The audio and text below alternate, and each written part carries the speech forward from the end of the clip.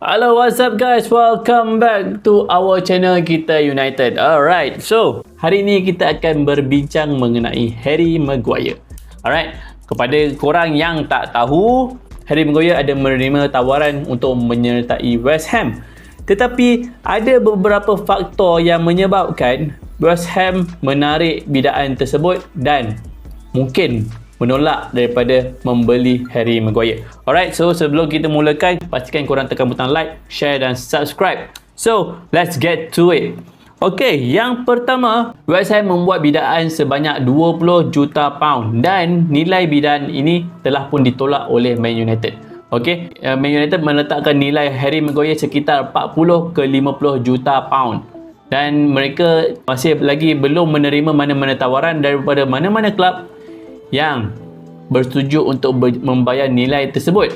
Dan bagi West Ham, nilai tersebut adalah sangat tinggi kerana mereka juga mempunyai beberapa rancangan untuk menandatangani pemain-pemain lain. Walaupun mereka telah kehilangan Declan Rice di mana mereka menjual Declan Rice sebanyak 100 juta pound kepada Arsenal. Jadi nampak gayanya West Ham tidak akan membuat bidaan sebanyak 40 juta pound seperti yang diminta oleh Man United.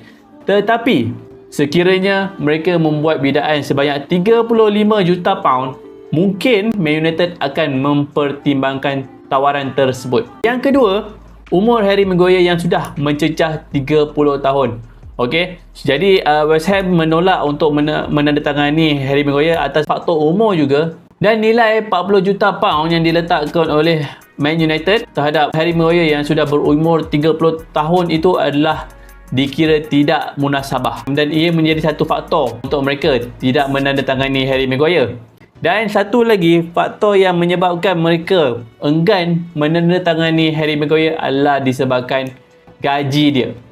Gaji dia di Man United yang agak tinggi menyebabkan mereka merasakan mereka tidak mampu menyaingi nilai ataupun tangga gaji yang diterima oleh Harry Maguire. Mereka merasakan bahawa sekiranya mereka berkeras untuk menandatangani Harry Maguire, ia akan merosakkan ataupun memberi kesan kepada perancangan masa hadapan dan juga perancangan membeli pemain-pemain lain untuk klub. Ini menyebabkan David Moyes menolak daripada menandatangani Harry Maguire.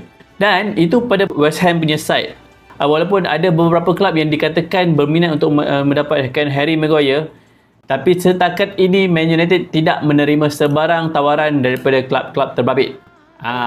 Jadi hanya satu klub yang buat tawaran, iaitu West Ham, tetapi tawaran itu telah pun ditolak dan nampak gayanya West Ham tidak akan membuat tawaran baru untuk mendapatkan Harry Maguire. Seterusnya, Harry Maguire juga dikabarkan ingin mencabar kedudukan Rafael Varane dan juga Lisandro Martinez dan ingin merebut kedudukan dalam first 11. Bagi aku, ia adalah satu keputusan yang baik untuk Harry Maguire sebab ia menunjukkan bahawa dia bukanlah seorang yang akan give up. Walaupun menghadapi beberapa siri persembahan yang buruk bersama Man United sejak 2 season yang lepas, walaupun dia juga telah dilucutkan jawatan sebagai kapten, dia tidak memberi makna bahawa dia akan menyerah kalah, dan di mana selagi dia berada di dalam skuad Man United, dia akan terus berlawan untuk mendapatkan tempat. Dan satu lagi, Man United juga tidak tergesa-gesa. Tak tergesa-gesa untuk menjual Harry Maguire.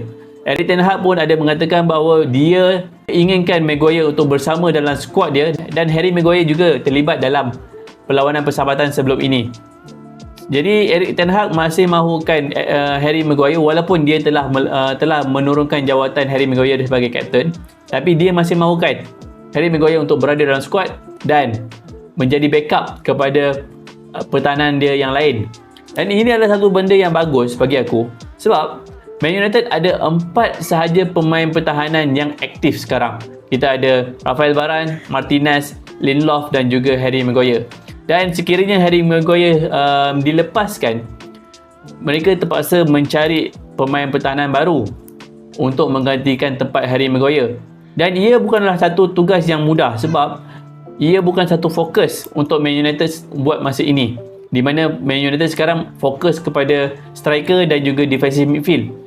Dan sekiranya mereka tergesa untuk menjual Harry Maguire, ia akan memberi satu lagi tekanan kepada John Murtough untuk mendapatkan pemain yang diperlukan untuk ganti Harry Maguire. Jadi Benda ni adalah satu benda yang tak perlu ditergesa-gesakan. Walaupun aku faham ramai peminat-peminat mahukan Harry Maguire meninggalkan Man United, tapi sekiranya korang fikirkan secara logik ia bukanlah satu perkara yang perlu dilakukan secara terus. Kalau dia duduk dekat dalam barisan simpanan, aku rasa ia tidak akan memberi kesan kepada skuad utama. Dan aku rasa ia adalah satu benda yang bagus dan adil untuk semua pihak. Jika Harry Maguire kekal dalam skuad, ada satu benda yang okey untuk dia bermain pada maybe 5 minit atau 10 minit terakhir, dan juga diturunkan untuk perlawanan seperti Piala Liga, Carabao Cup dan juga FA Cup. Dan korang kena ingat bahawa Man United akan bermain di dalam Champions League musim depan.